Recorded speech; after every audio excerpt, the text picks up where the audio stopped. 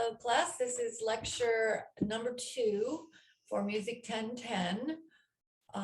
Just a word about these recordings.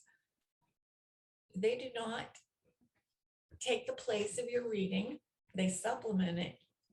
But please, even if you listen to my lectures, which are optional by the way, make sure you do your reading too, because I go over some of the answers to the quizzes and things. I teach to the quizzes and tests a bit, but not completely. So do both, read and watch lectures. Another thing is, be forewarned, I'm in my home and I have people and animals and things going on. So you might hear signs of life. If it gets really bad, I'll just discontinue and start again, but please bear with any extracurricular noises you hear. All right. I'd like to talk a little bit about why we study music and music appreciation. It's sort of the same reason we study great books, great literature. It makes us better people. I think I'm going to use a quote by Anthony Storr, who wrote a book called Music in the Mind. He says what I'm thinking in very clear terms. Mr. Storr says, music exalts life. It enhances life and gives it meaning. Great music outlives the individual who created it. It is both personal and beyond the personal. For those who love it, it remains as a fixed point of reference in an unpredictable world. Music is a source of reconciliation, exhilaration, and hope that never fails. I wish you well on your journey this year through Intro to Music or Music Appreciation. We're going to start this week by studying just very basic qualities of music. These are qualities that could be defined by just a single note, just a single tone. Every tone in music has pitch, it has a certain dynamic, it has a certain duration, and it has a certain tone color. Let's go back to pitch. Every note is high or low or in the middle. And if we want to get more specific, pitches can be defined in terms of music letters. Musicians use letters to talk about pitch. But let's go back to high and low. High pitch, low pitch, medium pitch. Scientifically, pitch is determined by the number of vibrations per second. When an object vibrates, it creates sound. If it's a small object, it vibrates at very high frequency. For instance, this note is high A, it's 880 vibrations per second. This A is only 220 vibrations per second. This one, 110. Think about big instruments like tubas and big timpani and kettle drums, or big tall men. They make low sounds when they speak and sing. And these big instruments are usually the foundation, the bass parts in pieces. High instruments or small instruments with high pitches like piccolos, the little flutes, little tiny people, they have high voices. They're vibrating at many, many, many frequencies per second. You'll see in your textbook, they lay out the keyboard, and the piano keyboard is a wonderful instrument. You can see the whole system out before you. Inside the piano, there are tiny strings vibrating or being hit with hammers and causing them to vibrate when we play high notes. And felt hammers are hitting big fat strings for the low notes. So that is just a brief overview of pitch. Another of the four qualities that any given note has is dynamic. How loud or soft the note is that you're hearing. And musicians look at dynamics on the page, and those are instructions on how loud or soft to play them. Sometimes musicians just use their own imaginations to make up how loud or soft they want to play. And we'll talk more about how dynamics changed in music through the ages and for what reasons. But in most of the music we'll be listening to this semester, there are notes that are soft or piano, and even softer, pianissimo, or pianissimo.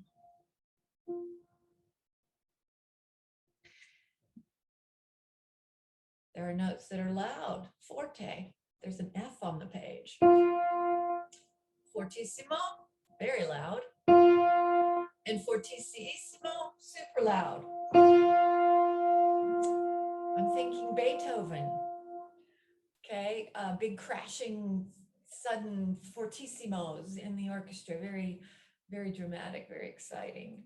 But there's a cool video in your textbook. It's very short, but it talks about how dynamics are used by composers for expression. If you're on a battlefield, you're not going to be playing your instrument pianissimo. But if you're singing a lullaby or a love song to someone who's dear to you and near to you, piano, soft. I'm going to play all the dynamics for one tone, starting with pianissimo. And by doing so, I'm going to create what is known as a crescendo. Here's a crescendo. It starts with pianissimo.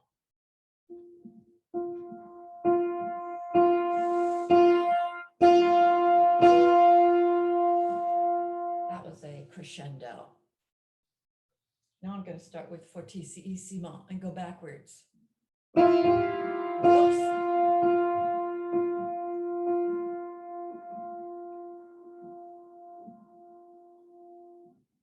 I just performed a decrescendo, a decrease in dynamic. Very important. That second quality of any given tone, dynamic. Let's move on to timbre. Now we've only got one instrument here, so there's only one timbre, one color for the piano. My piano, it's a Kauai Studio upright. I love the timbre of these notes in this part of the piano. Very beautiful. I would call that ringing, clear, sparkling. I'm not too crazy about the timbre of the low register on this piano. It's a little bit, let's use the word growly.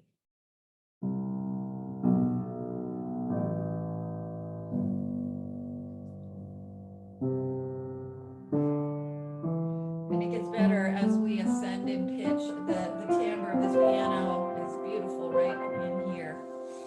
So when we're describing timbre, we really have to stretch our mental muscles and think of words that describe perhaps the flute we're hearing as metallic is a tone color or a timbre, sparkling.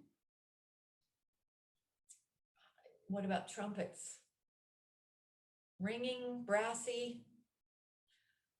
What about clarinets? Woody, mellow. We can have horrible tone colors like shrieking or shrill. But you know, when you're doing your forums and you're talking about the music you're listening to, make sure you use these words for timbre. Also, other vocabulary for pitch and dynamics. Yeah, use those vocabulary words. And sorry, I went off the subject a little bit. But the fourth quality of any given tone. So far we've had pitch, dynamic, and we just talked about timbre or tone color, depending on what instrument you're hearing. And finally, the fourth is duration. Any tone you hear lasts a certain amount of time. I've got to describe duration in terms of beats. A beat, the beat to a song is its heartbeat. It's the underlying pulse that you tap your foot to. So every song's got a beat.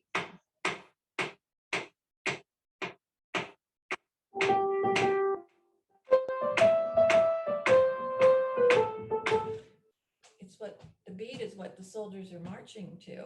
Their feet are going down on the beat.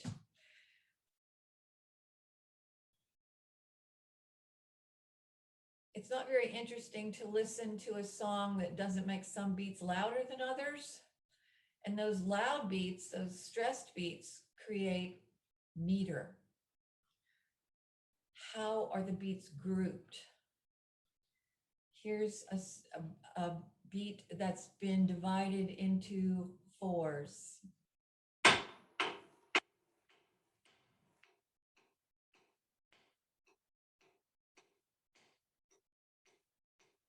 Since 4 is divisible by 2, that's called duple meter. Some duple meter songs just are stressed they're grouped by 2s.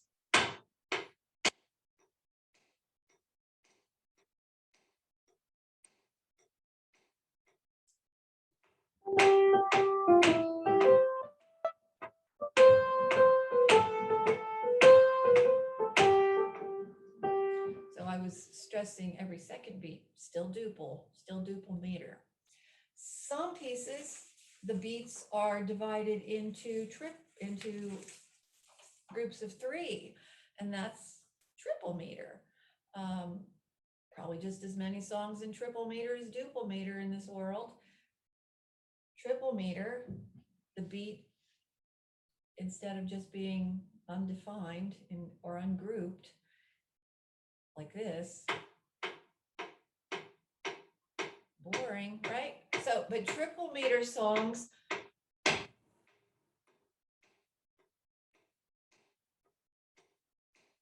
meters, 1, 2, 3, 1, 2, 3.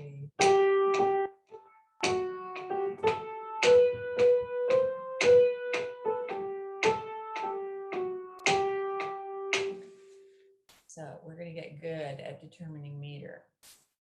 You see, you have a little meter recognition exercise in this module. Do it.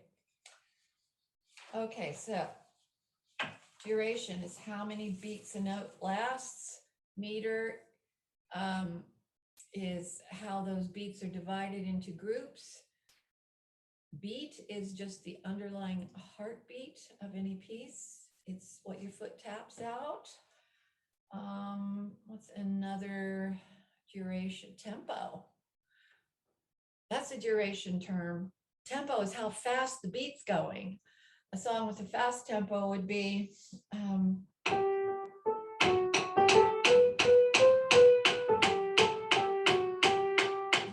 not appropriate for this song, a fast tempo. It's sort of disrespectful. But if you're being silly, or it's a song about being silly or excited or rushing, then you'd have a fast tempo. There are words for fast that musicians use. They don't tell each other, I'm going to play this piece fast. They say, let's do it allegro. More Italian. Yeah, most music languages in Italian. Let me show you my metronome. to give you an idea of tempo. Be right back.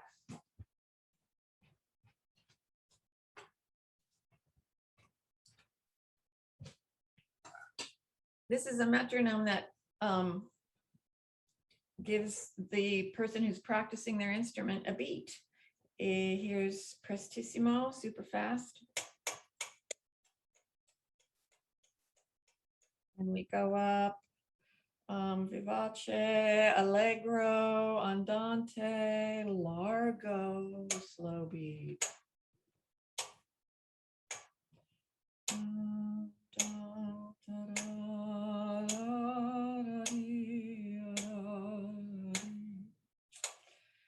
Yes, for a funeral or a very sad song or a very relaxing song, maybe you'd have a slow, largo, grave, these words up here. They're in your book too. Familiarize yourself with them so that you can use them in your forums. Those terms.